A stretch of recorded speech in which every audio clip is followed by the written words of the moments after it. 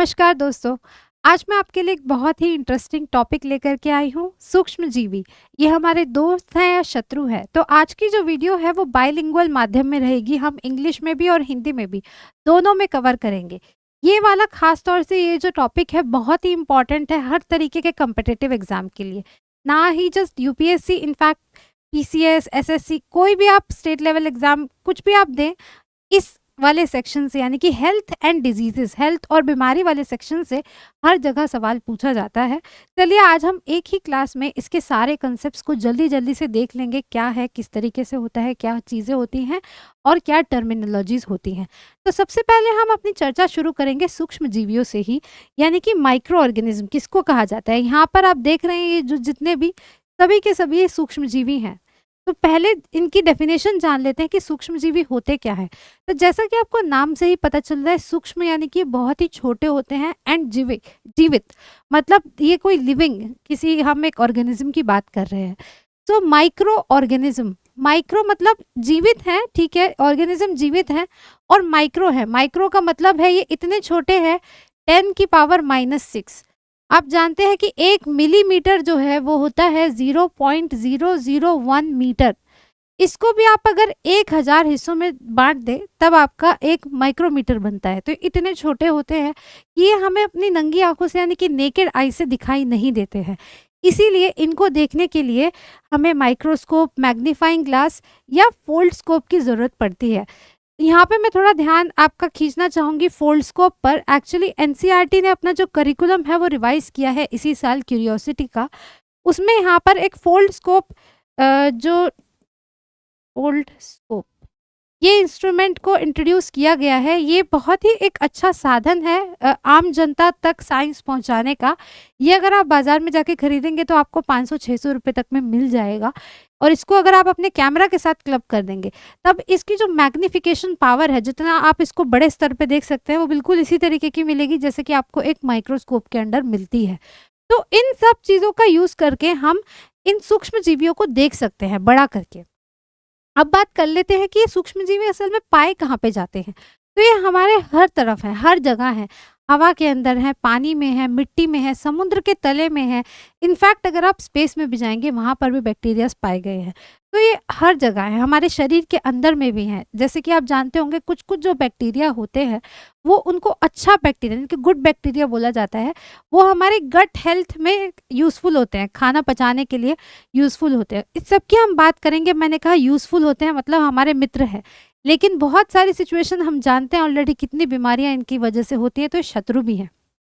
यही हमें पूरी क्लास में जानना है, कहाँ पर मित्र हैं, कहाँ पर शत्रु है। लेकिन अब हमें पता चल गया, ठीक है, सूक्ष्मजीवी असल में होते क्या हैं, कितने साइज के हैं, किस तरीके से देखे जाते हैं और कहाँ पर पाए जाते हैं। एक और खास बात जो आपको इसके बारे में पता होनी चाहिए वो ये कि एकल कोशिकीय होते हैं या बहुकोशिकीय होते हैं, यानी कि सिंगल सेलुलर हैं या मल्टी सेलुलर हैं, तो वो डिपेंड करता है। अभी हम बात करेंगे कि हम सूक्ष्मजीवियों को किस तरीके से विभाजित करते हैं, इनकी क्या क्या कैटेगरी होती है।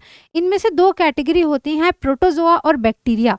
तो वो तो हमारे हो गए सबके सब एकल कोशिकीय यानी कि एक ही सेल से बने हुए, और बाकी जो हमारी फंजाई और एल्गी हो गई वो एकल कोशिकीय भी हो सकते हैं और मल्टी सेलुलर बहुकोशिकीय भी हो सकते हैं। तो इस पे भी बहुत बार आपसे क्या होता है, एमसीक्यू से क्वेश्चन पूछ लिया जाता है।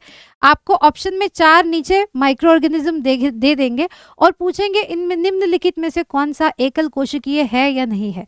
तो यहाँ पर आपको थोड़ा पता होना चाहिए कि हम यूनिसेलुलर यानी कि एकल कोशिकीय किसको कहते हैं, मल्टी सेलुलर यानी कि बहुकोशिकीय किसको कहते हैं। अभी हम आगे एग्जाम्पल्स में देखेंगे, आपको और भी ज़्यादा क्लियर होगा, पिक्चर के साथ देखेंगे। यहाँ पे देखिए ये जो इतनी बड़ी मैग्नीफाइड इमेज है, ये माइक्रोस्कोप से, एक्चुअली इलेक्ट्रॉन माइक्रोस्कोप से ये वाली इमेजेस ली हुई हैं। अब हम इनकी क्लासेस पढ़ लेते हैं कौन कौन सी होती हैं। मैं ऑलरेडी 4 क्लासेस मेंशन कर चुकी हूँ। एक तो हो गई हमारी प्रोटोजोआ, है ना, जिसको हम हिंदी में भी प्रोटोजोआ ही बोलते हैं। इसका जो क्लासिक एग्जाम्पल है वो है अमीबा। अमीबा इस तरीके से जेली जैसा टेढ़ा मेढ़ा होता है, एक ही सेल का बना होता है, एकल कोशिकीय है। आप देखेंगे इसके अंदर, यहाँ पे इसके अंदर एक ही न्यूक्लियस है, तो ये पूरा एक ही सेल है और उसी सेल में पूरा की पूरा ये एक छोटा सा जानवर, आप इसको मान लो जीवित है, सब कुछ कर सकता है, सिर्फ एक ही सेल का बना हुआ। दूसरी क्लास अगर हम देखें तो वो हो गई। अगर हम सीधा चलें कि सिंगल सेलुलर पर, ऊपर ये जो दोनों दिए हुए हैं, ये दोनों की दोनों क्या है, यूनिसेलुलर है। यूनिसेलुलर यानी कि एकल कोशिकीय, एक ही कोशिका से बने हुए हैं। तो प्रोटोजोआ भी यूनिसेलुलर है, और जो हमारे बैक्टीरिया यानी कि जीवाणु होते हैं वो भी एक ही सेल से बने होते हैं। बैक्टीरिया में खास बात क्या होती है, 4 तरीके के होते हैं। इनकी शेप के आधार पर इनको 4 तरीके के देखा गया है। या तो ये एकदम गोलाकार होंगे, ऐसे स्फेरिकल शेप बोलते हैं, या फिर ये ऐसे ऐसे लहर टाइप के होंगे, इनको स्पाइरल बोलते हैं। फिर ये छड़ाकार भी हो सकते हैं, यानी कि रॉड शेप भी हो सकते हैं, और ये कोमा शेप भी हो सकते हैं। 4 इनकी मेन शेप में इनको पाया गया है, ऑब्जर्व किया गया है। ये हो गए हमारे वो वाले सूक्ष्म जीवी जो एकल कोशिकीय हैं। अब हम चलिए देख लेते हैं जिनमें बहुत सारे सेल होते हैं। मेनली यहाँ पर हम 2 की बात करेंगे, फंजाई और एलगी, यानी कि कवक और शैवाल। ठीक है, तो फंजाई जो है हमारी ज़्यादातर मल्टी सेलुलर होती है, लेकिन कुछ कुछ फंजाई यूनिसेलुलर भी होती है, जो कि केवल एक सेल की, एक कोशिका की बनी होती है। ऐसी फंजाई का एग्जाम्पल अगर आपको आ जाए तो यीस्ट। यीस्ट एक ऐसी कवक है जो कि एक ही कोशिका की बनी हुई है। फिर हम बात करें एलगी की, यानी कि शैवाल। तो एलगी ज़्यादातर मल्टी सेलुलर होती हैं, लेकिन कुछ कुछ एलगी, कुछ कुछ शैवाल ऐसे भी होते हैं जो एक ही सेल के बने होते हैं, जैसे क्लेमाइडोमोनास। अभी मैं आगे आपको प्रॉपर टेबल और पूरा एग्जाम्पल्स दिखाऊंगी, तो आप वहाँ से नोटिस कर सकते हैं। ये हमारी हो गई 4 मेन क्लासेस। तो प्रोटोजोआ, जीवाणु यानी कि बैक्टीरिया, कवक और शैवाल। इसके अलावा एक और क्लास होती है, दैट इज वायरस, या फिर हम उसको बोलते हैं विषाणु, ये जो सेंटर में है। तो वायरस भी हमारी एक कैटेगरी है, लेकिन वी आर स्टिल कंफ्यूज्ड। हमें पता नहीं है कि जीवित में है, मृत में है, ये कहीं इन बिटवीन स्थिति में है। क्योंकि ये क्या होते हैं, खुद से जीवित प्रक्रियाएं तब तक नहीं शो करते जब तक इन्हें कोई ना कोई होस्ट ना मिल जाए। जैसे ही हमारे शरीर के अंदर जाएंगे ये सारी जीवित प्रक्रियाएं शो करने लगेंगे, लेकिन उससे पहले शो नहीं करते हैं। तो ये आ गई हमारी इन बिटवीन वाली कैटेगरी। लेकिन इनका भी जो साइज होता है वो सूक्ष्म होता है, माइक्रो होता है। तो आप ये कह सकते हैं मोटे मोटे तौर पर कि 5 तरीके के आपको माइक्रो ऑर्गेनिज्म देखने के लिए मिलते हैं।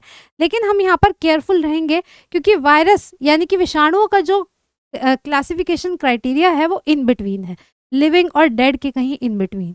तो 4 तो हैं ही, 5वें को भी हम याद रखेंगे। चलिए, हमने देख लिया इनकी कौन कौन सी क्लासेस होती हैं। अब बहुत सारे एग्जाम्स में 2-3 1 पॉइंटर क्वेश्चन आते हैं, वहाँ पर बिल्कुल भी गलती नहीं करनी है, वहाँ पर बिल्कुल भी आपको अपने मार्क्स नहीं गंवाने हैं। सबसे पहला एक क्वेश्चन पूछा जाता है कि जो सेल है उसके शोधकर्ता कौन थे, उनका जो खोज या आविष्कार किया था पहली बार वो किसने किया था। तो ये होता है यहाँ देखिए, रॉबर्ट हुक। ठीक है, ये एक साइंटिस्ट थे रॉबर्ट हुक। और कब हुआ था इसका आविष्कार, 1665। आपको सन भी याद रखना है। तो 17वीं शताब्दी में रॉबर्ट हुक ने पहली बार जो है सेल्स को देखा था। लेकिन उन्होंने किस तरीके के सेल देखे थे आपको ये याद रखना है, उन्होंने मृत कोशिकाओं को देखा था। बेसिकली उन्होंने यहाँ पर ये जो दिखा रखा है एक कॉर्क है, जैसे जो वाइन की बोतल के ऊपर कॉर्क लगा होता है उसी तरीके का। तो वो तो मतलब पेड़ से बना होता है जो कि ऑलरेडी मरा हो चुका है। तो इसके अंदर जो उन्होंने सेल ऑब्जर्व किए अपने माइक्रोस्कोप के थ्रू, उन्हें इस तरीके से ऐसे जाली जाली नजर आए।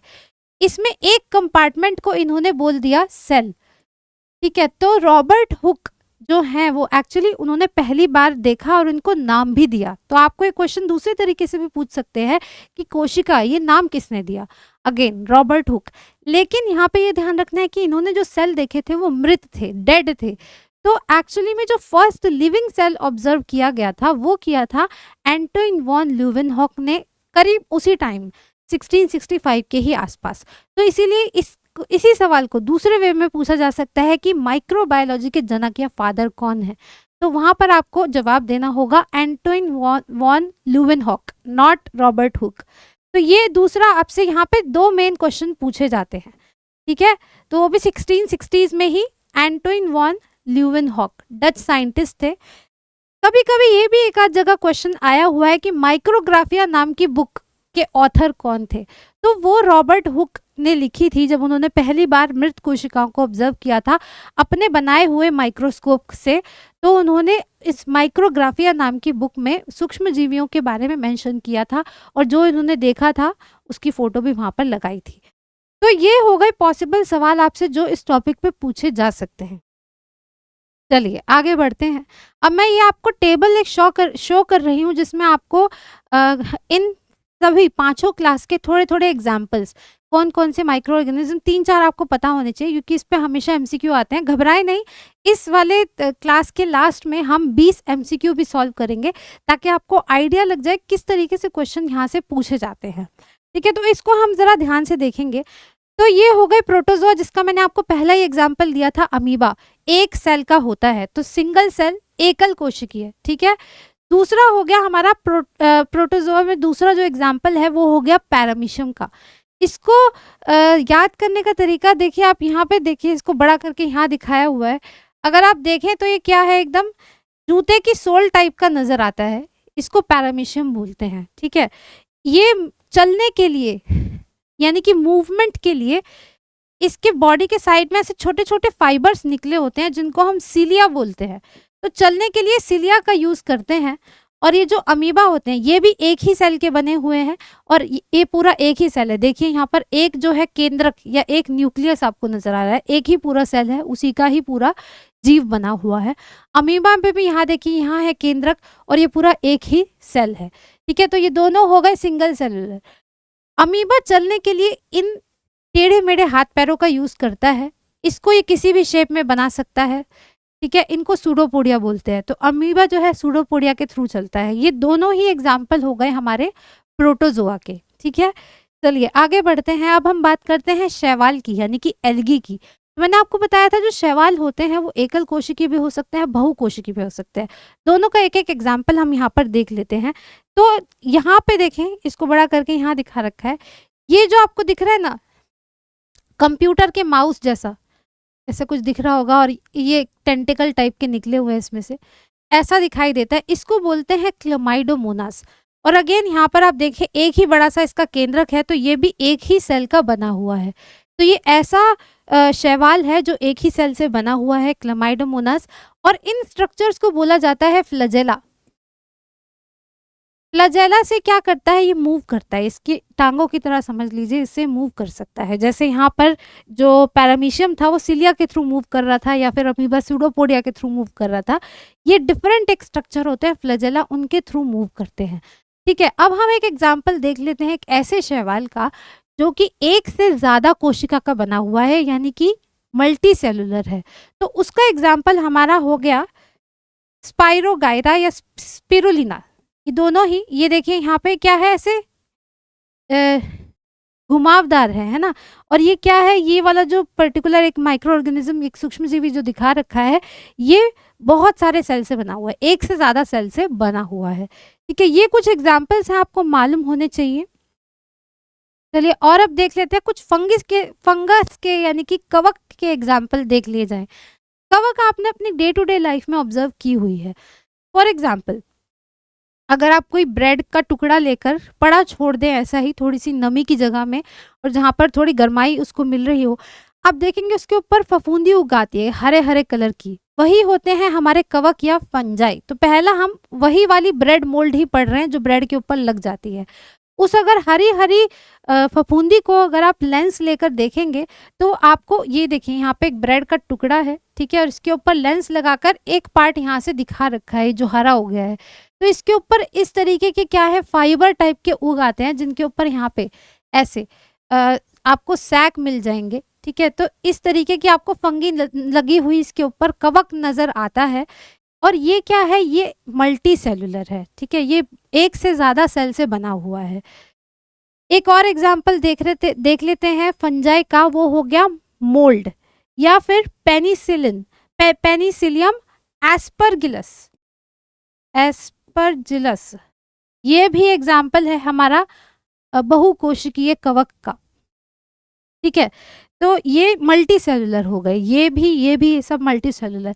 यहीं पे अगर आपको एकल कोशिकीय यूनिसेलुलर फंगस पूछा जाए तो मैं ऑलरेडी बता चुकी हूँ, यूनिसेलुलर के लिए यानी कि एकल कोशिकीय के लिए जो एग्जाम्पल सबसे ज़्यादा साइट किया जाता है वो है यीस्ट। और अभी हम देखेंगे यीस्ट बहुत जगह हम यूज़ भी करते हैं। चलिए, ये एक और एल्गी का एग्जाम्पल यानी कि एक और शैवाल का एग्जाम्पल दिया है जो कि यूनिसेलुलर है। इस तरीके से वो हरे हरे छोटे छोटे मटर के दानों जैसी लगती है लेकिन माइक्रो साइज पर, ठीक है। तो ये भी एक एग्जाम्पल हो गया हमारा एल्गी का। एक इम्पॉर्टेंट बात, जो शैवाल होते हैं और हरे होते हैं इनके अंदर क्लोरोफिल होता है, इसीलिए फोटोसिंथेसिस कर पाते हैं, ये खुद का खाना बना पाते हैं। जबकि जो फंजाई है वो खुद का खाना नहीं बना सकती है, उसके अंदर क्लोरोफिल प्रेजेंट नहीं होता है।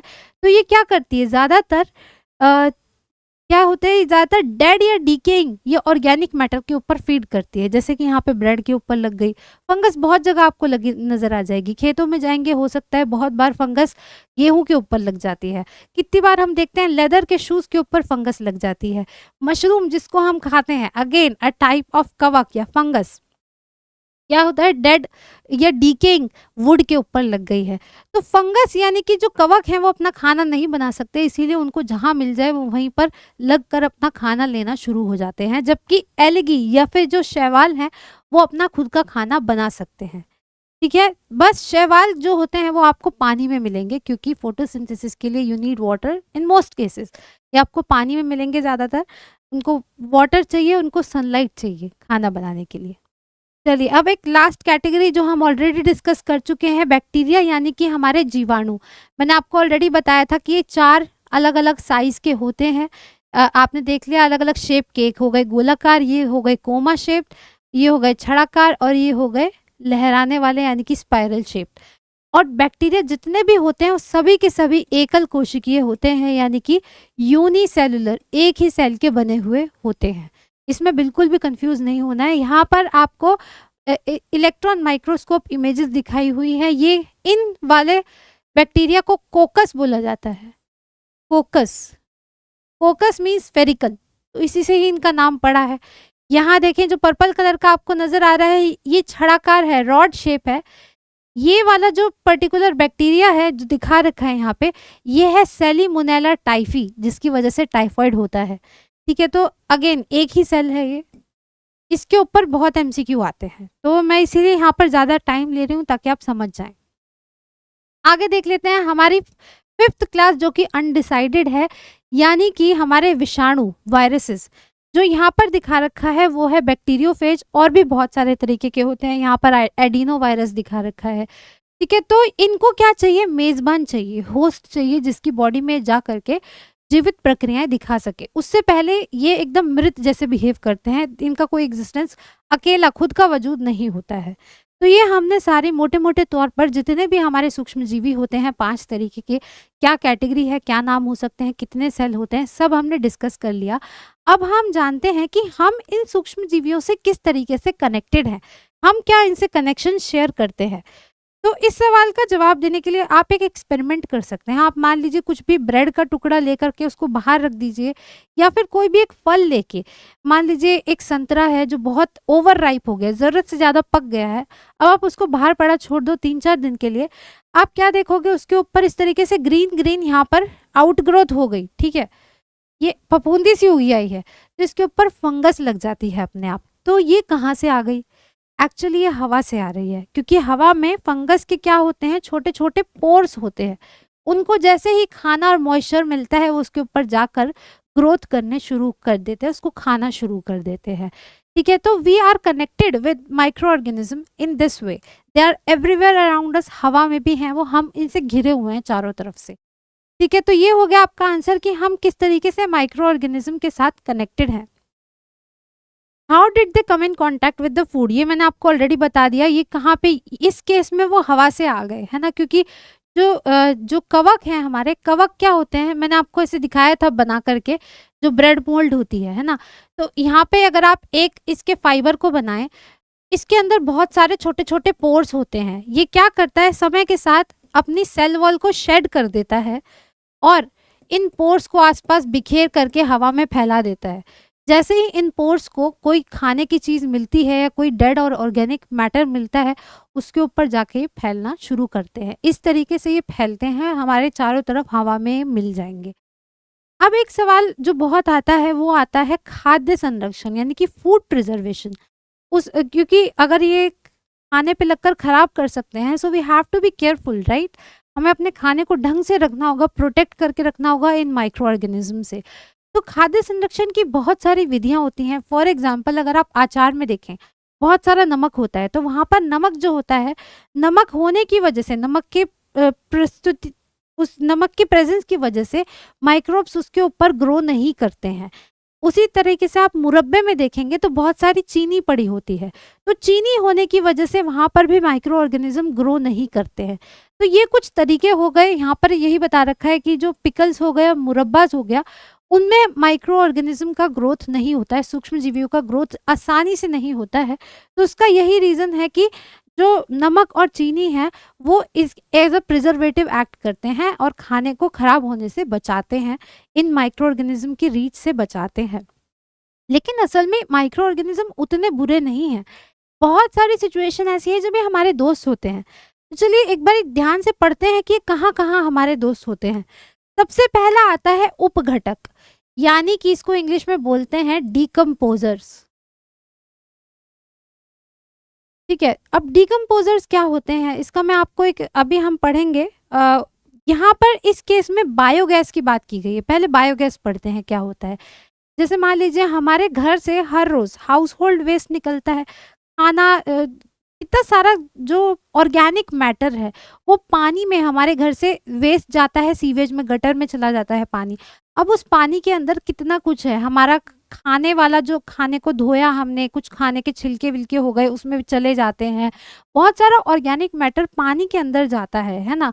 तो पानी के अंदर ही बहुत सारे सूक्ष्म जीवी होते हैं जो उस ऑर्गेनिक मैटर का अपघटन करके यानी कि डिकम्पोज करके उसको तोड़ रहे होते हैं। इस प्रक्रिया के दौरान जब वो उस ऑर्गेनिक मैटर को तोड़ते हैं, एक स्पेशल गैस निकलती है जिसको हम मीथेन बोलते हैं। ठीक है, CH4 उसका फॉर्मूला होता है, मीथेन गैस निकलती है। अब ये गैस जो होती है वो ज्वलनशील होती है, यानी कि इसको हम एज अ सोर्स यूज कर सकते हैं, इससे हम खाना पकाने में मदद ले सकते हैं। तो ये जो माइक्रो ऑर्गेनिज्म है वो हमें ये ज्वलनशील इनफ्लेमेबल गैस दे रहे हैं, जो कि हम बहुत ही क्लीन, ये बायोफ्यूल होता है, क्लीन फ्यूल है, इससे उतना ज़्यादा गंदगी नहीं फैलती है। तो ये हो गए, सबसे पहला इनका एग्जाम्पल हो गया in the production of biogas. Process मैंने आपको समझा दिया किस तरीके से होता है। और ये वाला स्पेशल जो एग्जाम्पल है वो सीवेज ट्रीटमेंट में आपको देखने के लिए मिलता है। ठीक है, चले आगे। अब अपघटन की ही हम क्योंकि बात कर रहे हैं तो इसका मैं दूसरा भी एग्जाम्पल यहाँ पर डिस्कस करना चाहूँगी। खाद बनाने की प्रक्रिया, वहाँ पर भी हमारे बहुत सारे बैक्टीरिया या बहुत सारे सूक्ष्म जीवी जो होते हैं वो क्या कर रहे होते हैं, जो फल और सब्जियों के छिलके होते हैं उनको तोड़ रहे होते हैं, उनका अपघटन कर रहे होते हैं। तो ये जो डिकम्पोजर्स होते हैं, अपघटक होते हैं, ये हमारे पर्यावरण को साफ करने वाले सूक्ष्म जीवी हैं। इसीलिए इनको यहाँ पे देखिए क्या बोला गया है, पर्यावरण का शुद्धिकरण। इसमें भी ये काम करते हैं, पर्यावरण के शुद्धिकरण में। ठीक है, और इसके साथ साथ क्या कर रहे हैं, जब ये ऑलरेडी यहाँ पर हमने क्या किया, सब्जियों के और फलों के छिलकों को डाल दिया और उसको मिट्टी दबा करके, आपने देखा होगा किसान लोग उसको मिट्टी से दफना देते हैं और 3-4 हफ्ते के बाद वहाँ पर खाद बन के तैयार हो जाती है। मैन्योर इंग्लिश में बोलते हैं, मैन्योर बन करके तैयार हो जाता है। तो इसमें क्या होता है, बेसिकली बैक्टीरिया ही काम कर रहे होते हैं इनको तोड़ने के लिए। और ये जो मैन्योर होती है वो बहुत रिच होती है न्यूट्रिएंट में। ये बहुत ही एक अच्छी खाद है, इसको आप प्लांट को देंगे तो बहुत जल्दी से बहुत अच्छे से ग्रोथ कर पाएगा। ठीक है, तो इस तरीके से इन्होंने क्या किया, वातावरण का शुद्धिकरण में काम किया। उसके अलावा जैसे काउ डंग होता है, जो गाय का गोबर है, उसमें भी बहुत सारा अनडाइजेस्टेड, बिना पचा हुआ चीज़ें रह जाती हैं, ये फर्दर उसको भी डिकम्पोज करते हैं और वहाँ से भी बायोगैस बनती है।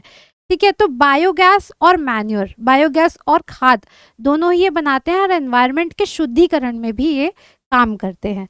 ये तो हो गया इनका पहला एप्लीकेशन। दूसरा एप्लीकेशन देखें, खाना बनाने में। खाना बनाने में ये जो सूक्ष्म जीवी हैं ये बहुत हेल्प करते हैं। एक जो आप डे टू डे लाइफ में फेमिलियर हैं वो हो गया आपका दही जमना, दूध से दही जमने की प्रक्रिया। आप ऑलरेडी जानते होंगे कि जब दूध से हम दही जमाते हैं तो उसमें एक प्रकार का बैक्टीरिया होता है जिसको हम कहते हैं अच्छा बैक्टीरिया, गुड बैक्टीरिया होता है, जो एक्चुअली दूध को दही में कन्वर्ट कर रहा होता है। तो ये एक एग्जाम्पल हो गया हमारा। ये देखिए, दूध से, मिल्क से कर्ड में चेंज करना, ठीक है। यहाँ पर बैक्टीरिया काम कर रहा होता है। कौन सा बैक्टीरिया? अब इससे भी रिलेटेड एमसीक्यू के क्वेश्चन आते हैं, तो यहाँ पर आप एक वर्ड याद कर लीजिए, बहुत ज़रूरी है, लैक्ट।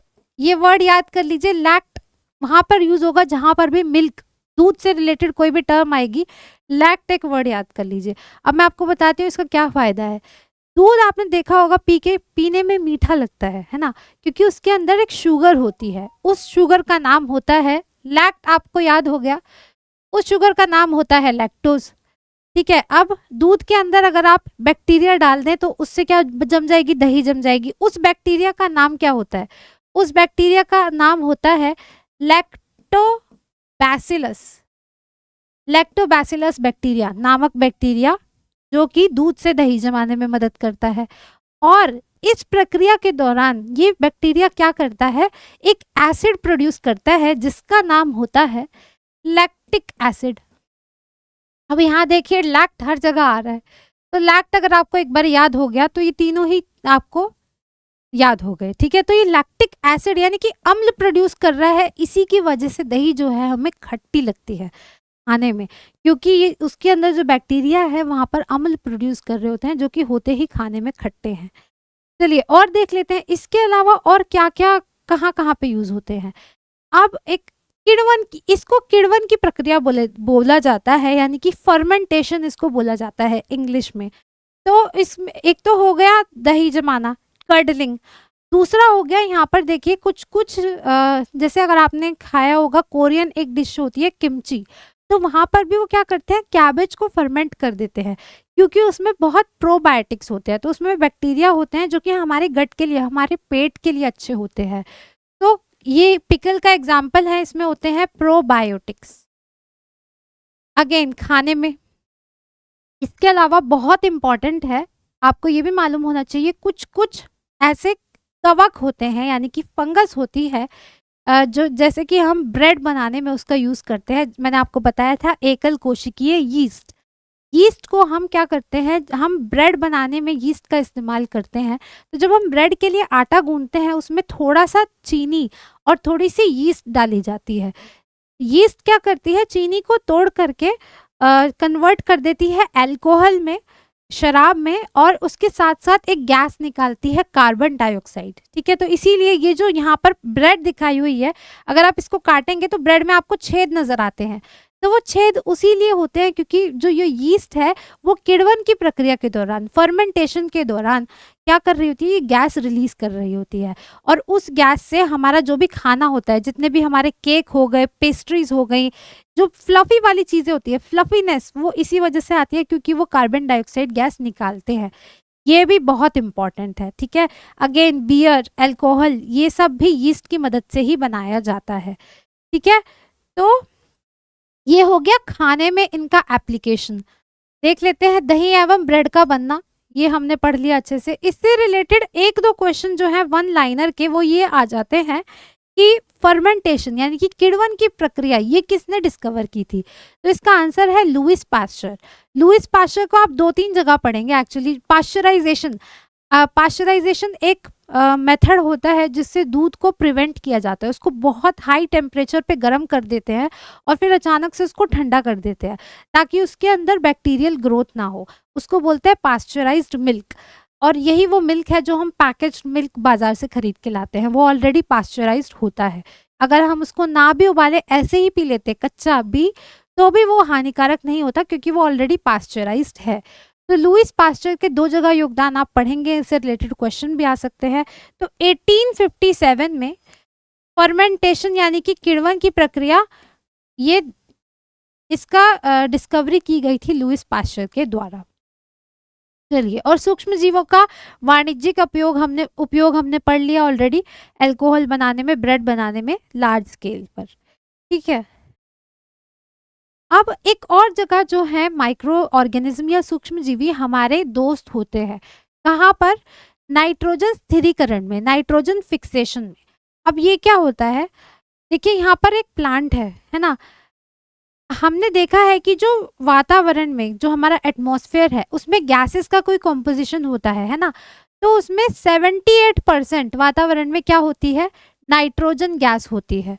ठीक है, फिर आपको पता होगा 21% हमारी ऑक्सीजन होती है, अराउंड 1% आर्गन होती है और 0.04% कार्बन डाइऑक्साइड होती है। ठीक है, ये कुछ आंकड़े हैं जो आप याद रखें, ये भी बहुत जगह पूछे जाते हैं।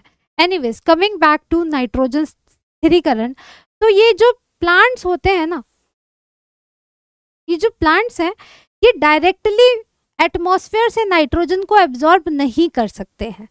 ठीक है, इनको दूसरी फॉर्म में चाहिए, ये फिक्स नहीं कर सकते उसको।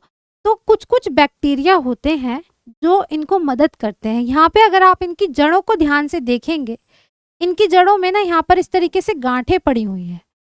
यहाँ देखें, ऐसे गांठें पड़ी हुई हैं। तो इन गांठों के अंदर एक स्पेशल टाइप का बैक्टीरिया रह रहा है जिसको हम बोलते हैं राइजोबियम बैक्टीरिया। ठीक है, बैक्टीरिया है। अब वो इन गांठों के अंदर है, वो क्या करता है, जो एटमॉस्फेयर का नाइट्रोजन है उसको फिक्स करके प्लांट तक पहुंचाता है। ठीक है, उसको कोई एब्जॉर्बेबल फॉर्म में अमोनिया या किसी कंपाउंड में फिक्स कर देगा ताकि जो प्लांट है वो उसको एब्जॉर्ब कर सके। ठीक है, तो ये वाला यहाँ से भी एक स्पेशल क्वेश्चन यहाँ से बनता है, इस तरीके के रिलेशनशिप को क्या बोला जाता है? तो ये हो गया हमारा सिम्बायोटिक और म्यूचुअल रिलेशन। म्यूचुअल, ठीक है, सिम्बायोटिक या म्यूचुअल रिलेशन ऐसा होता है जिसमें दो ऑर्गेनिज्म एक दूसरे से कोलैबोरेट करके दोनों फायदे में होते हैं। यहाँ पर अब देखिए, ये जो बैक्टीरिया है ये खुद से खाना प्रोड्यूस नहीं कर सकता, लेकिन क्योंकि प्लांट के पास क्या है, क्लोरोफिल है, फोटोसिंथेसिस के थ्रू वो खाना बना रहा है, तो खाना बनाकर बैक्टीरिया को दे रहा है और बदले में बैक्टीरिया नाइट्रोजन फिक्स करके, हवा से नाइट्रोजन फिक्स करके प्लांट को दे रहा है कि भैया लो तुम भी खुश रहो, मैं तुम्हें नाइट्रोजन देता हूँ, तुम मुझे खाने को दे दो। तो ये जो बॉन्ड है इसको सिम्बायोटिक या म्यूचुअल, ये दोनों ही टर्म इसके लिए यूज की जाती हैं जहाँ पर दोनों ही जीव फायदे में होते हैं। तो इस कंटेक्स्ट में आप ये 2-3 टर्म्स याद रखेंगे। एक तो इस बैक्टीरिया को क्या बोलते हैं, ये हो गया राइजोबियम। ठीक है, यहाँ से भी एमसीक्यू बहुत बार पूछा जाता है। ठीक है, इतना क्लियर हो गया, बहुत बढ़िया। चलिए आगे चलते हैं। इनका एक और जो लास्ट और इम्पॉर्टेंट यूज़ है वो है ये वाला, स्पेशली ये अभी के नए एनसीईआरटी में इंट्रोड्यूस किया गया है, तो आप आशा कर सकते हैं कि ये एग्जाम्स में ज़रूर कहीं ना कहीं रिफ्लेक्ट होगा। तो ये हो गए हमारे माइक्रो एल्गी। ठीक है, माइक्रो एल्गी यानी कि सूक्ष्म शैवाल, छोटे छोटे शैवाल होते हैं। ठीक है, यहाँ पर जो दिखा रखा है इस तरीके से घास जैसा, ये है स्पिरुलिना। अब इनमें क्या खास बात होती है, इनकी खास बात ये होती है कि इनके अंदर विटामिन B12 और प्रोटीन की बहुत भारी मात्रा होती है। तो इनको आजकल इनफैक्ट सुपर फूड या हेल्थ सप्लीमेंट की तरह भी यूज किया जाता है। ठीक है, आपसे एमसीक्यू का क्वेश्चन यहाँ से पूछ सकते हैं कि बताइए निम्नलिखित में से कौन सा जो चीज़ है वो विटामिन B12 का स्रोत है या नहीं है। तो वहाँ पर अगर ये स्पिरुलिना आता है, यस, ये विटामिन B12 का बहुत अच्छा स्रोत है। इसीलिए आजकल जब डॉक्टर लोग आपको हेल्थ सप्लीमेंट लिख के देते हैं तो ये अलग अलग टाइप से अवेलेबल है। इसके टैबलेट भी मिलेंगे आपको, इसका पाउडर भी मिलेगा। ठीक है, एंड इनफैक्ट इसके पेपर भी आते हैं। अभी हम आगे बात करेंगे। जापानीज खाने में सुशी रोल्स के बाहर जो पेपर लगाया जाता है ग्रीन कलर का, वो भी एक्चुअली नोरी रैप होता है, एक तरीके की वो मैक्रो एल्गा होती है, माइक्रो एल्गा नहीं होती, लेकिन होती वो भी शैवाल ही है। तो शैवाल जो है वो हमारे खाने के लिए बहुत अच्छे क्या है, प्रोटीन और विटामिन B12 का स्रोत है। ये हम यहाँ पर ध्यान रखेंगे। इसके अलावा आपको 2-3 नाम पता होने चाहिए। एक तो मैंने बता दिया स्पिरुलिना, ये भी माइक्रो एल्गी है, क्लोरेला भी माइक्रो एल्गी है, और डायटम्स, ये तीनों ही माइक्रो एल्गी की स्पीशीज है। ठीक है, यहाँ से आप एक्सपेक्ट कीजिए कि एमसीक्यू का क्वेश्चन बनेगा। पूछ लेंगे कि निम्नलिखित में से कौन सा माइक्रो एलगी नहीं है, ठीक है। अब वहाँ पे इन तीनों का नाम रहेगा, इसके साथ एक और कुछ डाल देंगे, क्लमाइडोमोनास डाल देंगे, स्पाइरोगायरा डाल देंगे, कुछ भी डाल देंगे। तो यहाँ पे कंफ्यूज नहीं होना है, ये तीनों हमारी माइक्रो एलगी हैं, ठीक है। इसके अलावा माइक्रो एलगी सिर्फ हमारा एज अ प्रोटीन सप्लीमेंट या सिर्फ न्यूट्रिएंट के लिए ही नहीं, जैसे कि मैंने आपको बताया कि पेड़ पौधे होते हैं, है ना, वो क्या करते हैं फोटोसिंथेसिस में हमारा जो अर्थ का टोटल ऑक्सीजन मेकअप है उसमें कंट्रीब्यूट करते हैं। अर्थ के ऊपर ऑक्सीजन का जो लेवल है उसको बैलेंस में रखते हैं।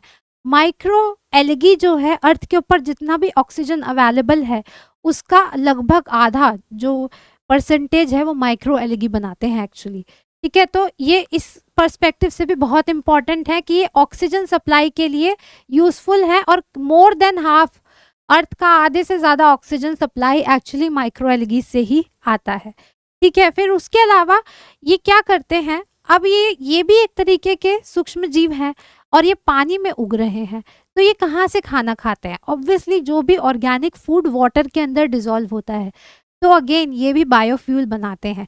जब ये ऑर्गेनिक मैटर को डिकम्पोज करते हैं तो इनसे भी बायोफ्यूल जनरेट होता है। तो ये इनकी कुछ कुछ एप्लीकेशन है, यहाँ से भी क्वेश्चन आपसे पूछा जा सकता है। चलिए, ये अभी तक हमने जितने भी 4-5 यूजेस पढ़े, ये सारी वो सिचुएशन थी जो जहाँ पर सूक्ष्मजीवी हमारे दोस्त थे, लेकिन सूक्ष्मजीवी हमारे सबसे बड़े दुश्मन भी हो सकते हैं। कैसे, आप ऑलरेडी जानते हैं, we all have been through covid times, right, it was due to a virus.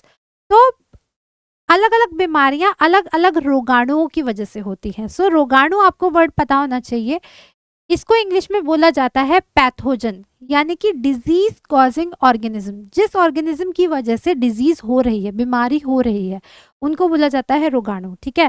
तो यहाँ पर ये वाली पूरी ही टेबल वेरी इंपॉर्टेंट, यहाँ से बहुत सारे एमसीक्यू के क्वेश्चन आते हैं, किसी भी एग्जाम में आप उठा लो, देख लो। तो ये इसको यहाँ पर थोड़ा ध्यान से देखेंगे। हानिकारक सूक्ष्मजीवी मनुष्यों में रोगकारक सूक्ष्मजीव, जो मनुष्यों में रोग करते हैं, ठीक है। तो सब यहाँ पर क्या है, इनको ना मैं आपको याद रखने की ट्रिक भी बताऊंगी। देखिए, 3 बीमारियां आप सबसे पहले याद रख लीजिए जो बैक्टीरिया की वजह से ही होती है। याद रखने का तरीका है TCT, ठीक है। टी फॉर टीबी, ट्यूबरकुलोसिस, है ना। टीबी का मरीज हमेशा खांसता रहता है, बेसिकली रेस्पिरेटरी सिस्टम को वो अटैक करती है, ये होती है बैक्टीरिया की वजह से, ठीक है। किससे फैलती है, हवा से फैलती है। दूसरी हो गई कोलेरा, जिसको हम हैजा भी बोलते हैं। बाय द वे, टीबी को हिंदी में क्षय रोग भी बोला जाता है, क्षय रोग, ठीक है। फिर कोलेरा, जिसको हम हैजा बोलते हैं, वो भी बैक्टीरिया के ही कारण होती है ना। और ये हैजा किससे फैलता है, कंटामिनेटेड फूड या वाटर से, खाने से भी फैल सकता है और पानी से भी फैल सकता है। और अभी हम एक और चीज की बात करेंगे, वो होते हैं हमारे रोग वाहक, यानी कि वेक्टर्स। इंग्लिश में इनको वेक्टर्स बोला जाता है, ठीक है। तो यहीं पे हम शुरू कर लेते हैं हैजा से ही। देखिए, हैजा जनरली फैलता कैसे है, मक्खियों से फैलता है। इनके जो वेक्टर्स होते हैं वो मक्खियां होती हैं। कोई मक्खी मान लीजिए जाकर डस्टबिन के ऊपर बैठी, बहुत सारे दूसरे माइक्रो ऑर्गेनिज्म पैथोजन उसके ऊपर लग गए, फिर वो उड़ते उड़ते आ गई कहीं से, पता नहीं, आपके खाने के ऊपर बैठ के फिर से उड़ के चली गई। अब उसने क्या किया, डस्टबिन से कुछ पैथोजन को उठाया और आपके खाने के ऊपर डाल दिया। ऐसे ही हैजा फैलता है, ठीक है। यहाँ से आप याद रखेंगे कि ये खाने और पानी कहीं से भी फैल सकता है, और ये होता एक्चुअली बैक्टीरिया की वजह से है, लेकिन इसको फैलाने वाला कौन हुआ, मक्खी हुई। तो मक्खी इस केस में हो गई आपकी रोगवाहक या वेक्टर, लेकिन जिसकी वजह से हो रहा है रोगाणु, रोगाणु मक्खी नहीं है, रोगाणु एक्चुअली बैक्टीरिया है, ठीक है। तो इसको याद रखेंगे। तो मैंने कहा कि 3 जो बीमारियां हैं, खास करके यहाँ से क्वेश्चन बनते हैं। TCT, तो टीबी पढ़ लिया, क्लोरेला पढ़ लिया, कोलेरा पढ़ लिया। अब तीसरा टी यानी कि टाइफॉइड, ठीक है। टाइफॉइड, जिसको हम हिंदी में आंत्र ज्वर भी बोलते हैं, आंत्र ज्वर, ठीक है। टाइफाइड को हिंदी में आंत्र ज्वर भी बोला जाता है। ये भी अगेन बैक्टीरियाज की वजह से ही होता है और ये यूजुअली वाटर के थ्रू फैलता है। ये भी बहुत बार पूछ लिया जाता है किसके थ्रू कौन सी बीमारी फैलती है, ठीक है। लेकिन जो मोस्ट इम्पॉर्टेंट है वो आपको याद रखने हैं कि पैथोजन कौन से हैं, ठीक है, यानी कि रोगाणु कौन से हैं, वो आपको हर किसी में याद रखने हैं। अब आपको ये 3 बीमारियां याद हो गई, टीसीटी तो याद हो गई, इसके अलावा एक और का पूछ लेते हैं कभी कभी, टिटनस का। टिटनस भी जो है बैक्टीरिया से ही फैलता है, लेकिन मेनली जो क्वेश्चन है वो इन सबसे ज्यादा पूछे जाते हैं। अब देख लेते हैं वो वाली मेन बीमारियां जो फैलती हैं वायरस की वजह से। एक तो हम ऑलरेडी जानते हैं कॉमन कोल्ड या इन्फ्लुएंजा वायरस की वजह से होती है, कोविड वायरस की वजह से हुआ, राइट। उसके अलावा मीजल्स जिसको हम हिंदी में खसरा बोलते हैं वो भी वायरस से होता है।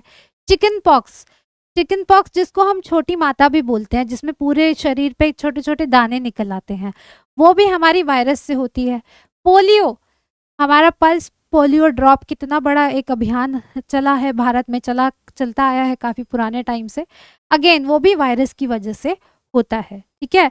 और एक और हेपेटाइटिस ए, इसमें आपको हेपेटाइटिस बी और सी का भी पूछ सकते हैं, तो वो भी हमारे वायरस की वजह से ही होते हैं।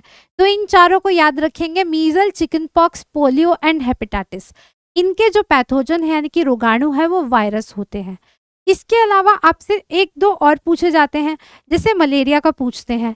अब आपको लगेगा मच्छर के काटने से होता है, यस यू आर राइट, मच्छर उसका रोग वाहक है, लेकिन मच्छर वहां पे जैसे हैजा के केस में मक्खी ट्रांसफर कर रही थी पैथोजन को, है ना, मलेरिया में भी ऐसा ही हो रहा होता है। एक्चुअली वो होता है प्रोटोजोआ की वजह से। तो जो मच्छर होता है ना बेसिकली क्या करता है, जिस इंसान को मलेरिया हो गया पहले उसने जाके उसको काट लिया, उसके अंदर से प्रोटोजोआ चले गए मच्छर के अंदर, ठीक है।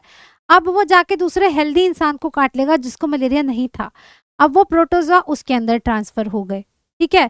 So it's like literally injection लगाना, पहले एक जो मरीज है उसमें इंजेक्शन लगाया, वहां से पैथोजन चले गए मच्छर के अंदर, फिर मच्छर ने जाके उस इंजेक्शन को एक जो हेल्दी इंसान था उसके अंदर घुसा दिया, अब पैथोजन उसके अंदर ट्रांसफर हो गए, ठीक है। तो ये जो है ये होता है प्रोटोजोआ की वजह से। इसमें बहुत बच्चे कंफ्यूज होते हैं, तो यहाँ पे कंफ्यूज नहीं होना है। अगर डेंगू पूछा जाए, डेंगू वायरस की वजह से होता है, तो यहाँ पे बहुत कंफ्यूजन रहती है। मलेरिया होता है प्रोटोजोआ की वजह से, जबकि डेंगू होता है वायरस की वजह से। लेकिन दोनों ही केस में जो रोग वाहक होता है, वेक्टर होता है, वो मच्छर होता है, ठीक है। अब मच्छर का नाम भी याद रखना है, दोनों केसेस में अलग अलग मच्छर होते हैं। देखेंगे एमसीक्यू में आएगा ये क्वेश्चन, डोंट वरी। तो ये पूरा टेबल जो है ये हमारे एग्जाम पर्सपेक्टिव से बहुत इंपॉर्टेंट है। आई होप समझ में आया होगा, इसको याद भी करेंगे। चलिए अब एक और चीज देख लेते हैं। मान लीजिए हम बीमार हो गए या फिर संभावना है कि हम बीमार हो सकते हैं, उस केस में हम क्या करेंगे, तब हम टीकाकरण कराते हैं। फॉर एग्जाम्पल बहुत सारे लोग हैं जो किसी पर्टिकुलर एरिया में ट्रैवल कर रहे हैं, तो उससे पहले वो क्या करते हैं, वैक्सीन ले लेते हैं ताकि ये बीमारी हमें ना फैले, है ना। तो वैक्सीन क्या होते हैं या टीके क्या होते हैं, बेसिकली वो एक तरीके का प्रिकॉशन है, यानी कि बीमारी होने से पहले काम करता है। बीमारी हो गई उसके बाद वैक्सीन उतना काम नहीं करेगा आपका, तो ये प्रिकॉशनरी मेजर होता है। टीकाकरण से भी रिलेटेड आपको बहुत सारे क्वेश्चन मिल जाएंगे। तो वैक्सीन या टीका, ठीक है। अब एक क्वेश्चन आता है वैक्सीन असल में होते क्या है, वैक्सीन की डिस्कवरी किसने की थी, यहाँ से भी क्वेश्चन आता है। तो सबसे पहला जो वैक्सीन यानी कि टीका बनाया गया था वो बनाया गया था स्मॉल पॉक्स का, और वो बनाया था एडवर्ड जेनर ने। बहुत इंपॉर्टेंट क्वेश्चन है, बार बार पूछा गया है। सबसे पहला टीका जो बनाया गया था स्मॉल पॉक्स का बनाया गया था, किसने बनाया था, एडवर्ड जेनर ने 1798 में। बहुत इंपॉर्टेंट है, ठीक है। अब टीका बनाया था तो कैसे बनाया, क्या होता क्या है टीके में, असलियत में जो टीका होता है ना उसमें जो पैथोजन होगा यानी कि जो रोगाणु होगा उसी को क्या करेंगे, अधमरा करके या वीक करके आपकी बॉडी में डाल देते हैं। उससे क्या होता है, आपकी बॉडी में एंटीबॉडी यानी कि प्रतिरक्षी डेवलप होने लगते हैं और वहां से आपका इम्यून सिस्टम रिस्पॉन्स करता है, ठीक है। तो टीके एक्चुअली ये होते हैं कि जबरदस्ती खुद ही डॉक्टर आपकी बॉडी में बीमारी को डाल रहा है, भैया तुम तो योद्धा हो, जाकर लड़ो, ठीक है, तुम्हारे सामने दुश्मन ला करके हमने खड़ा कर दिया। इट्स लाइक इसकी अगर मैं आपको एनालॉजी दूँ तो ये ऐसा हो गया कि मान लो अगर जैसे कोई मान लीजिए क्रिमिनल है तो आप उसका बहुत जगह पोस्टर लिखे हुए देखेंगे कि वांटेड, है ना? तो ये इसी तरीके की एक चेतावनी टाइप का होता है जो कि इंजेक्शन के द्वारा आपकी बॉडी में डाल देते हैं। देख लो भैया ये वाला बैक्टीरिया, ये वाला वायरस है, ठीक है? इससे बच कर रहना। वही है टीका। आपको खुद से उसको डाल दे रहे हैं, उसकी फ़ोटो, उसका जो पार्ट है बॉडी का वीक करके आपकी बॉडी में घुसा दे रहे हैं ताकि आपके पास प्रतिरक्षी यानी कि एंटीबॉडीज़ डेवलप हो जाएँ, ठीक है? तो इस तरीके से वैक्सीन काम करता है। चलिए, अब मान लीजिए आपको बीमारी हो गई। मैंने कहा कि वैक्सीन जो है वो ज़्यादातर प्रिकॉशनरी है, बीमारी होने के पहले लिए जाते हैं। जैसे जब हम बच्चे होते हैं हमें बहुत सारे टीके लगवाए जाते हैं, पोलियो के, हेपेटाइटिस के, चिकन पॉक्स के, स्मॉल पॉक्स के, बहुत सारे टीके लगते हैं, है ना? ताकि हमें आगे चल के परेशानी ना हो, आगे जब हम एडल्ट हो जाएँ तब हमें वो बीमारी हो ना, है इसलिए। लेकिन मान लो कुछ बीमारी है जिसके अभी तक टीके नहीं विकसित हुए हैं, नहीं डेवलप हुए हैं और हमें कोई ऐसी बीमारी हो गई है, तब कुछ दवाइयाँ भी आती हैं क्या हमारे पास? So the pharmaceutical point of view, yes, some options are available. For example, प्रतिजैवी या फिर एंटीबायोटिक्स, ठीक है? एंटीबायोटिक्स अवेलेबल हैं, लेकिन अगेन एंटीबायोटिक्स यहाँ पे एक कैच है। एंटीबायोटिक्स सिर्फ और सिर्फ बैक्टीरिया के अगेंस्ट काम करते हैं, वायरस के अगेंस्ट काम नहीं करते। यानी कि अगर आपको कॉमन कोल्ड हो गया है, इन्फ्लुएंजा हो गया है, खांसी खुर्रा छींके हो रही है और आप सोचो एंटीबायोटिक खा के वो सही हो जाएगा, नहीं दोस्तों, वो सही नहीं होने वाला है, क्योंकि कॉमन कोल्ड हो गया वायरल डिजीज और जो एंटीबायोटिक हैं वायरस के ऊपर काम नहीं करते हैं, ठीक है? इसीलिए आपको ये भी बोला जाता है कि एंटीबायोटिक्स को बिना डॉक्टर के प्रिस्क्राइब किए ना लें। क्यों ना लें? क्योंकि ओवर टाइम क्या होता है, आपकी बॉडी के अंदर जो बैक्टीरिया होते हैं ना, उनकी भी इम्यूनिटी होती है, वो भी इम्यून हो जाते हैं। अगर आप ज़रूरत से ज़्यादा एंटीबायोटिक खा लोगे जब आपको उनकी ज़रूरत नहीं है, तो आपकी बॉडी के अंदर जो बैक्टीरिया होंगे उनके अंदर प्रतिरोधी क्षमता डेवलप होनी शुरू हो जाएगी और आगे आने वाले कुछ सालों में आप अगर एंटीबायोटिक खाएंगे तो उससे कोई रिस्पॉन्स नहीं देंगे, उससे मरेंगे ही नहीं, ठीक है? तो यहाँ से भी यूपीएससी में बहुत इंपॉर्टेंट ये क्वेश्चन पूछा जाता है कि एंटीबायोटिक रेजिस्टेंस, एबीआर क्या होता है, ठीक है? यहाँ से क्वेश्चन आया हुआ है एंटीबायोटिक रेजिस्टेंस से, ठीक है? प्रतिजैविक प्रतिरोध क्षमता, एबीआर से क्वेश्चन आया हुआ है। तो इसीलिए कहते हैं कि खुद से एंटीबायोटिक खाने ना बैठ जाएं, क्योंकि जो आपकी बॉडी के बैक्टीरिया हैं उनके अंदर प्रतिरोध क्षमता उत्पन्न होने, डेवलप होनी शुरू हो जाएगी। तो तभी खाएं जब आपको कोई बैक्टीरियल डिजीज हो गई है। अब बैक्टीरियल डिजीज हम ऑलरेडी डिस्कस कर चुके हैं, टीसीटी, TB, cholera and typhoid, again tetanus भी एक है, ठीक है? उन केसेस में आपके पास एंटीबायोटिक्स काम करेंगे, बाकी केसेस में काम नहीं करेंगे, ठीक है? अब कुछ कुछ बीमारियां हैं, फॉर एग्जांपल, ठीक है, ये antibiotics are used to cure variety of diseases such as streptomyces. अब देखो यहाँ पे आपको ना कुछ 2-3 एंटीबायोटिक्स के नाम पता होने चाहिए, क्योंकि इस पे भी एमसीक्यू बन जाता है। निम्नलिखित में से कौन सा प्रतिजैविक नहीं है, एंटीबायोटिक नहीं है, ठीक है? कुछ एंटीबायोटिक के नाम देख लेते हैं। स्ट्रेप्टोमाइसिन, टेट्रोसाइक्लिन, एरिथ्रोमाइसिन, ये 3 फेमस एंटीबायोटिक्स हैं, ठीक है? तो ये आपको कुछ थोड़ा बहुत पता होना चाहिए। यस, और एंटीबायोटिक्स का आविष्कार किसने किया था? सबसे पहले खोजकर्ता इसके कौन थे? यहाँ से भी क्वेश्चन आता है। तो इसके खोजकर्ता थे अलेक्जेंडर फ्लेमिंग, ठीक है? Who discovered? अलेक्जेंडर फ्लेमिंग इन 1929। सो ये एक्चुअली रिसेंट डिस्कवरी है, 20वीं शताब्दी में, 20th सेंचुरी में ही हुई है। 1929 में पहला एंटीबायोटिक बनाया गया था, जो कि किससे बना था आप जानकर हैरान रह जाएंगे। एक्चुअली ये एक कवक से बना था, यानी कि एक फंजाई से बना था, ठीक है? उस फंजाई का नाम है पेनिसिलिन। तो क्या इन्होंने ऑब्जर्व किया अलेक्जेंडर फ्लेमिंग ने, ये एक्चुअली अपनी लैब को ना उतना साफ सुथरा नहीं रखते थे। एक दिन इनके कल्चर के ऊपर फफूंदिया फंगस लग गई। अगले दिन वो आके एक्सपेरिमेंट कर रहे थे, उन्होंने देखा जिसके ऊपर फंगस लगी थी वहां पर बैक्टीरिया मर गए, जो उसमें बैक्टीरिया थे वो मर गए। यहीं से आविष्कार हुआ, ओके तो हम इस फंगस को as an anti bacteria, bacteria मारने वाली दवाई के रूप में इस्तेमाल कर सकते हैं, ठीक है? तो ये हो गई हमारी पेनिसिलिन, जो हमने कवक की बात की थी, एक तरीके की क्या हो गई, फंजाई है, मल्टी सेलुलर, एकल कोशिकीय नहीं बहुकोशिकीय है। ठीक है, this is all you need to know about antibiotics and vaccine. चलिए, ये वाला सेक्शन जो है इसी साल एनसीईआरटी से निकाल दिया गया है कि जिस तरीके से हमारे को बीमारी होती है माइक्रो ऑर्गेनिज्म से, तो दूसरे जानवरों को और पौधों में भी तो बीमारियां हो सकती है ना। तो पहले ये पढ़ाया जाता था, बट मैं फिर भी चाहूंगी क्योंकि आप पढ़ लें, क्योंकि जो चेंज होता है वो इमीडिएटली अप्लाई नहीं होता है। ठीक है, तो ऐसा नहीं है कि इसी साल से इससे क्वेश्चन आने बंद हो जाएंगे, हो सकता है कुछ टाइम बाद बंद हो, लेकिन आपको फिर भी मोटे मोटे तौर पर पता होना चाहिए कुछ बीमारियां पेड़ पौधों में और जानवरों में जो कि सूक्ष्म जीवियों के कारण होती है। ठीक है, 2-3 है, पढ़ लेते हैं जल्दी जल्दी से। पहले हम बात करते हैं एनिमल्स में, जानवरों में सूक्ष्मजीवी के द्वारा होने वाली बीमारियां। तो एक सबसे पहले हम पढ़ते हैं जो कि कैटल को, यानी कि जो हमारे भेड़ बकरी गाय, इन सबको जो कैटल को इफेक्ट करती हैं, वो हो गई एक डेंजरस बीमारी एंथ्रैक्स।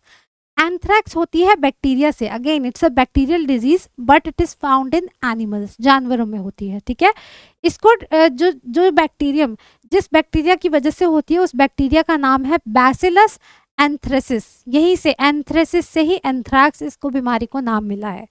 ठीक है, then there is a foot and mouth disease in cattle. Cattle के अंदर कुछ फुट और माउथ डिजीज भी हो जाती है। ठीक है, वो किसकी वजह से होती है, वायरस की वजह से होती है, foot and mouth disease virus. इसको क्योंकि ये क्या होती है, पैरों की और माउथ की डिजीज होती है, तो इसको इसी का ही शॉर्ट कर देते हैं, फुट एंड माउथ डिजीज। ठीक है, तो foot mouth disease causing virus, उस वायरस का क्या नाम होता है, यहाँ से भी क्वेश्चन बन जाता है, पता होना चाहिए आपको। इसको बोला जाता है पिकोरना वायरस, पिकोरना वायरस। ठीक है, तो 2 हमने बीमारियां देख ली जो हो रही हैं जानवरों में। अब 3 हमें बीमारियां देखनी है जो पौधों में होती है। ठीक है, सबसे पहली है सिट्रस कैंकर। तो सिट्रस नाम से आपको पता चल रहा है, सिट्रस मतलब खट्टे फलों को हम सिट्रस फ्रूट कहते हैं। तो ये एक्चुअली देखी जाती है नींबू में, ऑरेंज में, सिट्रसी फ्रूट्स में देखी जाती है। उनमें क्या होता है, नींबू के ऊपर ना से पैच से डेवलप हो जाएंगे। यहाँ देखें इस फोटो में, ये देखिए, ये ब्राउनिश और वाइटिश कलर के गोल गोल पैच डेवलप हो जाते हैं। ये किस वजह से होते हैं, इनके अंदर एक्चुअली क्या लग जाता है, जीवाणु या बैक्टीरिया लग जाता है। ठीक है, जिसकी वजह से ऐसे पैच डेवलप हो जाते हैं। तो अगेन सूक्ष्मजीवी प्लांट्स में भी बीमारी फैला सकते हैं। फिर जब मैंने आपको कवक पढ़ाए थे, तो मैंने आपको कहा था कि ये जाकर ब्रेड पर लग जाएंगे, खेतों में जाएंगे तो हो सकता है ये जाकर आपके गेहूं के ऊपर लग जाए, है ना। तो ये बीमारी देखने के लिए मिलती है, इसको बोला जाता है गेहूं का रस्ट, या फिर गेहूं की क्या बोलते हैं रस्ट को हिंदी में, गेहूं की रस्ट ही लिखा हुआ है यहाँ पे, लेकिन ठीक है, रस्टिंग हो जाती है, जंग लगना, यस। तो गेहूं की जंग बोला जाता है। अब इसको यहाँ पे फोटो में देखो, गेहूं एकदम हरा हरा है, उसके ऊपर क्या हो गया, एकदम पीला पीला डिपॉजिट नजर आने लगा, पीला और गोल्डन टाइप का। तो ऐसे लग रहा है जैसे गेहूं के ऊपर जंग लग गई हो। तो ये क्या हो रहा है, गेहूं के ऊपर आ करके फंजाई फैलनी शुरू हो गई है। तो ये क्या है, कवक की वजह से हो रही है, फंगल डिजीज है। 2-3 बीमारियां पता होनी चाहिए। ठीक है, और यहाँ देखें, ये भिंडी का एक पत्ता यहाँ पे दिखाया हुआ है, ये देखो, ये भिंडी का पत्ता है। अब इस पत्ते में एक खास बात नोट करने वाली है कि इसका जो वेनेशन है, ये वेनेशन, ये वाइट वाइट से नजर आ रहे हैं, जो कि ग्रीन होने चाहिए, लेकिन यहाँ पे क्या हो गए, वाइट वाइट हो गए। ये जो इसका डिजीज कॉजिंग पैथोजन है वो वायरस है। जो भिंडी का पत्ता है उसके अंदर क्या भिंडी के अंदर वायरस घुस गया है, जिससे इसकी जो वीन है उनका कलर चेंज हो गया, ग्रीन की जगह वाइट हो गया। तो ये हो गई वायरस डिजीज, और इसको कहते हैं भिंडी की पीत। ठीक है, तो ये भिंडी में मिलता है हमें। 3 आपको याद रखने हैं पौधों में। I think this is all. Yes, congratulations if you follow up until here, that means आपका सूक्ष्म जीवियों वाला चैप्टर कवर हो गया है। चलिए जल्दी से हम एक क्विज ले लेते हैं 20 MCQ क्वेश्चन का, जिससे आपको पता चल जाएगा कि आप कितने पानी में हैं, आपको कितना समझ में आया है। तो हमने जो भी पढ़ा है ये पूरे के पूरे MCQ उसी के ऊपर बेस्ड हैं। आई प्रॉमिस बहुत ही सिंपल रहेंगे। चलिए शुरू करते हैं सबसे पहले वाले से। निम्नलिखित में से कौन सा रोग प्रोटोजोआ के कारण होता है? ठीक है, प्रोटोजोआ के कारण। ऑप्शन पढ़े, यक्ष्मा, पोलियो, मलेरिया, आंत्रज्वर, आंत्रज्वर क्या था हमारा? टाइफॉइड था, है ना, टाइफॉइड, इसको इंग्लिश में बोलते हैं टाइफॉइड। फिर यक्ष्मा है टीबी, ट्यूबरकुलोसिस। फिर ये है पोलियो, और ये है मलेरिया। तो बताएं इनमें से कौन सा प्रोटोजोआ से होगा? तो the correct answer is malaria. मैंने आपको बताया था, याद रखना, यहाँ पे कंफ्यूज होते हैं। मलेरिया होता है प्रोटोजोआ की वजह से, और डेंगू होता है वायरस की वजह से। ये तीनों ही, ये टीबी, टाइफॉइड, ये तो हो गए हमारे बैक्टीरियल, और पोलियो हो गया हमारा वायरल, वायरल डिसऑर्डर है। यहाँ पे क्या पूछा है? प्रोटोजोआ की वजह से। प्रोटोजोआ की वजह से यहाँ पर सिर्फ और सिर्फ मलेरिया ही इसका करेक्ट ऑप्शन हो गया। ठीक है, दूसरा प्रश्न देखते हैं। निम्नलिखित में से कौन सा रोग बैक्टीरिया के कारण होता है? अब हमें रोगाणु क्या दिया है? बैक्टीरिया। चलिए विकल्प पढ़ते हैं। छोटी माता, चिकन पॉक्स, यक्ष्मा, टीबी, डेंगी या पोलियो। हमने अभी अभी डिस्कस किया टीबी, यानी कि यक्ष्मा। तो इसका सही आंसर हो गया यक्ष्मा, बी। आई होप ये सही लगा रहे हैं आप लोग। चलिए आगे बढ़ते हैं। तीसरा प्रश्न, कुछ पौधों की जड़ों की गांठों में नाइट्रोजन स्थिरीकरण करने वाले जीवाणु को क्या कहते हैं? हमने पढ़ा था, अच्छे से पढ़ा था, राइजोबियम बैक्टीरिया। ऑप्शन पढ़ते हैं। नीले हरे शैवाल, इंग्लिश में ब्लू ग्रीन एल्गी या साइनोबैक्टीरिया भी इसको बोला जाता है। नाइट्रोजोमोनास, एस्टोबैक्टर और राइजोबियम। तो द आंसर इज राइजोबियम। ठीक है, यहाँ पर मैं आपको एक थोड़ा सा एक्स्ट्रा इंफॉर्मेशन देना चाहूंगी। राइजोबियम नाइट्रोजन स्थिरीकरण में हेल्प करता है, बिल्कुल करता है, लेकिन राइजोबियम की खास बात ये होती है कि ये जो पेड़ हैं उनकी जड़ों में गांठ बन करके रहता है। ये जो दो ऑर्गेनिज्म यहाँ पे दिए हुए हैं ना, ब्लू ग्रीन एल्गी या फिर साइनोबैक्टीरिया, है ना, ये और एज़ोटोबैक्टर, ये दोनों भी क्या करते हैं? हमारे स्थिरीकरण में हेल्प करते हैं। लेकिन ये बैक्टीरिया ऐसे हैं जो फ्री घूमते हैं, ये जड़ों में नहीं जाके लगते। ठीक है, तो अगर आपसे यहाँ पे क्वेश्चन आता कि निम्नलिखित में से कौन सा नाइट्रोजन स्थिरीकरण के लिए स्थिरीकरण करने में मदद नहीं करता है, तब इसका सही उत्तर होता है नाइट्रोसोमोनास। ठीक है, क्योंकि ये तीनों ही करते हैं, लेकिन करने के अलग अलग तरीके हैं। राइजोबियम गांठों में जाके करता है जड़ों की, जबकि ये दोनों क्या करते हैं? ये ऐसे काही बन के तालाबों के ऊपर जम जाएंगे और फिर भी वहां पर नाइट्रोजन फिक्सेशन अगर इनको पास में कोई पेड़ मिल जाए उसके लिए करके देंगे। ठीक है, तो ये फ्रीली होते हैं, जबकि ये क्या होते हैं? ये सिम्बायोसिस में या फिर सिम्बायोटिक रिलेशनशिप में ये पाए जाते हैं, और एस्ट्रोबैक्टर और ब्लू ग्रीन एल्गी जो हैं वो फ्रीली पाए जाते हैं। लेकिन नाइट्रोजन स्थिरीकरण का काम ये तीनों ही करते हैं। यहाँ पर ये यही लिखा हुआ है, bacteria that perform nitrogen fixation in using symbiotic species are Rhizobium and Frankia. ठीक है, तो एक और भी आप नाम याद रख सकते हैं। राइजोबियम तो हमने पढ़ ही लिया, दूसरा उदाहरण इसका हो गया फ्रैंकिया, वो भी पेड़ों की गांठों में जाकर नाइट्रोजन फिक्सेशन करता है। ठीक है, there are however other freely living species, ऐसे भी कुछ सूक्ष्मजीवी हैं जो फ्रीली रहते हैं, गांठों में नहीं रहते हैं, लेकिन फिर भी नाइट्रोजन स्थिरीकरण करते हैं। उनके एग्जाम्पल यहाँ देखें, एस्ट्रोबैक्टर एंड साइनोबैक्टीरिया, मैंने आपको ऑलरेडी बता दिया। तो इसमें अगर क्वेश्चन यहाँ पर ये बनता कि निम्नलिखित में से कौन सा जो माइक्रो ऑर्गेनिज्म है जो कि नाइट्रोजन स्थिरीकरण में मदद नहीं करता है, तो उसका यहाँ पर हमारा उत्तर हो जाता नाइट्रोसोमोनास।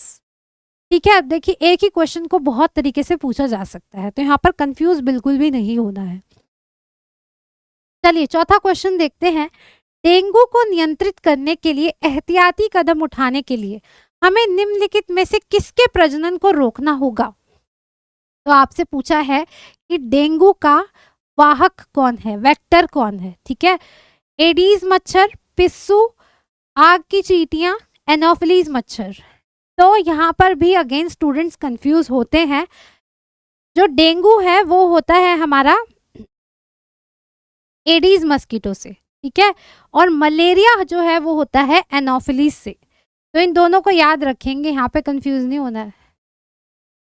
मलेरिया का पूछा जाए वो होता है फीमेल एनोफिलीज मॉस्किटो से, और डेंगू का पूछा जाए वो होता है एडीज, फीमेल एडीज मॉस्किटो। ठीक है, चलिए 5वां क्वेश्चन, उच्च तापमान पर दूध जैसे उत्पाद का आंशिक बाध्यकरण क्या कहलाता है? ऑलरेडी मैंने आपको बताया था, जो मार्केट में हमें दूध मिलता है वो पास्चराइज्ड होता है। दूध में क्या करते हैं, एकदम से ज़्यादा टेम्परेचर पे उसको बॉईल करके ठंडा कर देते हैं ताकि उसके अंदर के बैक्टीरिया जो है वो मर जाए। इस प्रोसेस को हम क्या बोलते हैं, यही क्वेश्चन में पूछा गया है। तो the answer is A, pasteurization. Louis Pasteur ने दिया था। ठीक, अगला क्वेश्चन पढ़ें। वो जीव जो नंगी आंखों से दिखाई नहीं देते उन्हें क्या कहते हैं? इसी के बारे में हम अभी तक 1 घंटे से बात कर रहे हैं। उन्हीं को हम बोलते हैं माइक्रो ऑर्गेनिज्म या सूक्ष्मजीवी। कण, अणु, सूक्ष्मजीव, सूक्ष्म जीवों और माइक्रो ऑर्गेनिज्म। जो जीव नंगी आंखों से दिखाई नहीं देते, ठीक है, उन्हें क्या कहते हैं? उन्हें सूक्ष्मजीव कहते हैं। लेकिन ओके, मैं वही कंफ्यूज हो रही हूँ सी और डी में। ध्यान से पढ़े, ये माइक्रो नहीं है, यहाँ पे मैक्रो लिखा हुआ है, तो ये गलत हो जाएगा। लेकिन इसी की जगह अगर यहाँ पे माइक्रो ऑर्गेनिज्म लिखा होता और आप सी की जगह डी लगा के आते, तब भी आपको पूरे नंबर मिलते। ठीक है, क्योंकि एक हिंदी में लिखा हुआ है, एक इंग्लिश में लिखा हुआ है, लेकिन ऐसा नहीं है। ये ध्यान से पढ़ेंगे, यहाँ पे मैक्रो लिखा है, माइक्रो नहीं लिखा है। मैं ही कंफ्यूज हो गई, आप भी हो सकते हैं, तो बी केयरफुल। ठीक है, 7वां प्रश्न पढ़े। निम्नलिखित में से कौन सा संक्रामक रोग है? संक्रामक यानी कि कम्युनिकेबल डिजीज, जो एक से दूसरे में फैलती है। ऑप्शंस पढ़े यहाँ पे, मधुमेह, छोटी माता, भूलने की बीमारी या कैंसर। ऑब्वियसली छोटी माता, एक इंसान से दूसरे में फैल सकती है। 8वां, टीका निम्नलिखित में से किससे बने होते हैं? रसायन यानी कि केमिकल्स, कमजोर सूक्ष्मजीवी, वीकेंड माइक्रो ऑर्गेनिज्म, वायरस और drugs. So the correct answer is, मैंने आपको बताया था, टीके में बेसिकली हमारे कमजोर सूक्ष्मजीवी ही होते हैं। कभी कभी सूक्ष्मजीवियों का कोई एक हार्मलेस पार्ट भी डाल देते हैं। ठीक है, ग्रेट। और क्वेश्चन देखें, दही में मौजूद कौन सा जीवाणु होता है? आगे क्वेश्चन हमने बात की थी, Salmonella typhi, this is the bacteria first of all. ठीक है, जीवाणु ही पूछ रहा है, लेकिन ये इसकी वजह से क्या होता है? टाइफॉइड होता है इसकी वजह से। ठीक है, ये तो नहीं है। लैक्टोबैसिलस, यही सही आंसर है, लैक्ट से याद रखेंगे। ठीक है, then penicillin, penicillin is actually an antibiotic, और ये जीवाणु है ही नहीं, ये हमारी फंगस है। और है विब्रियो हेजा, विब्रियो कोलेरा, ये भी बैक्टीरिया ही है। ठीक है, but this is not responsible for curd formation. इससे क्या होता है? इससे कोलेरा होता है, हैजा होता है ये वाले बैक्टीरिया से। Anyways the right answer is B. I guess सबने सही लगाया होगा, हमने अच्छे से पढ़ा था मिल्क का। Lactose, lactobacillus, lactic acid, 3 term याद रखनी है आपको। इस पे इधर उधर से करके बहुत क्वेश्चंस फ्रीक्वेंटली बनते हैं। नाउ, केक को पकाते समय खमीर तेजी से प्रजनन करता है और कौन सी गैस उत्पन्न होती है? की थी हमने बात, कार्बन डाइऑक्साइड, राइट। सो यहाँ पर ऑप्शन है हाइड्रोजन, ऑक्सीजन, कार्बन डाइऑक्साइड या नाइट्रोजन। तो सही उत्तर होगा सी, कार्बन डाइऑक्साइड। अगला सवाल देखें, किसका उपयोग शराब बनाने और वाइन के उत्पादन के लिए किया जाता है? यीस्ट, मच्छर, चींटी, शैवाल। बहुत आसान सवाल, यीस्ट। निम्नलिखित में से कौन सी बीमारी एंटीबायोटिक दवाइयों का उपयोग करके ठीक की जा सकती है? एंटीबायोटिक का उपयोग करके ठीक की जा सकती है। ठीक है, एड्स, ये तो वायरल है तो होगी ही नहीं। Dengue again, dengue again is viral disease, ये भी नहीं होगी। आंत्रज्वर, आंत्रज्वर हो गया हमारा टाइफॉइड। टाइफॉइड हमारी क्या होती है? बैक्टीरियल डिजीज होती है, तो इसके ऊपर काम करेगा। मलेरिया क्या है? पैथोजन से हो रही है, तो वहां पर भी काम नहीं करेगा। तो the correct answer is C, आंत्रज्वर। आगे देखें, कौन से जीव सूक्ष्म हैं और प्रजनन के लिए मेजबानों पर डिपेंड करते हैं, होस्ट पर डिपेंड करते हैं? We already know the answer, option में पढ़ने की जरूरत नहीं है। Virus, yes, C is the correct answer. आगे देखें, डैश वे एजेंट हैं जो रोगजनक के वाहक के रूप में कार्य करते हैं और रोग फैलाते हैं। वेक्टर, वाहक की बात कर रहे हैं। अच्छा ठीक है, यही पूछा है, क्या बोलेंगे इनको? परजीवी बोलेंगे, रोगाणु बोलेंगे, डीएनए बोलेंगे या वेक्टर? इनको बोलते हैं वेक्टर। डेफिनेशन से आ गया सवाल, देख लीजिए। अगला सवाल, एक संक्रामक रोग कैसा होता है, क्या है? केवल बैक्टीरिया के कारण होता है? नहीं, वायरस से भी हो सकता है, पैथोजन से भी हो सकता है। गलत। एक व्यक्ति से दूसरे व्यक्ति में फैलता है? ठीक है। जानवर से जानवर में फैलता है? That is zoonotic. जानवर से इंसान। केवल वायरस के कारण नहीं। तो केवल सही उत्तर इसमें बी है। ठीक है, एक इंसान से दूसरे इंसान में फैलने वाले को ही हम संक्रामक कहते हैं। फिर हमारे असंक्रामक यानी कि नॉन कम्युनिकेबल डिजीज होते हैं, जैसे कि टाइफॉइड, कैंसर, डायबिटीज। ये सब हमारे diabetes, cancer, BP, heart disease, obesity, ये सारे हमारे क्या हो गए, नॉन कम्युनिकेबल डिजीज हो गए।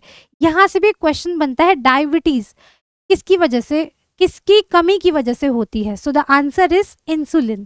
ठीक है, ये डायबिटीज पे क्वेश्चन है और ये इस साल एनसीईआरटी में इंट्रोड्यूस किया गया है डिटेल में। इसको याद रखें, ये इंसुलिन नाम के हार्मोन की कमी की वजह से होती है, जिसका उत्पादन पेनक्रियास के अंदर होता है। तो हमारी बॉडी जो है वो इंसुलिन बनाना बंद कर देती है, जिसकी वजह से हमें डायबिटीज हो जाती है। हिंदी में इसी को शुगर नाम से भी हम जानते हैं, कॉमन भाषा में।